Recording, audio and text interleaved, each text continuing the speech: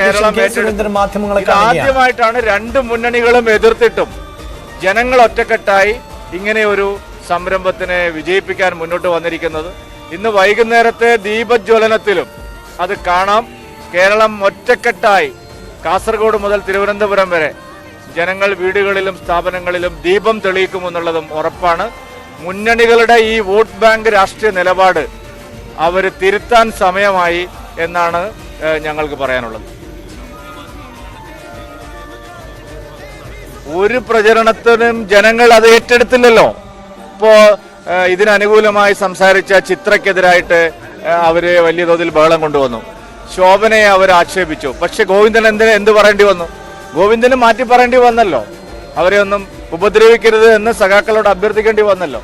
ഇതെല്ലാം കാണിക്കുന്നത് അയോധ്യയുടെ വിജയമാണ്. ഇത് കേരളത്തിലെ സമൂഹം മുഴുവൻ ഭാരതത്തിലെയും ജനങ്ങൾ ഏറ്റെടുത്തതുപോലെ കേരളത്തിലെ ജനങ്ങളും ഇത് ഏറ്റെടുത്തു എന്നുള്ളതാണ് ഏറ്റവും വലിയ പ്രത്യേകത.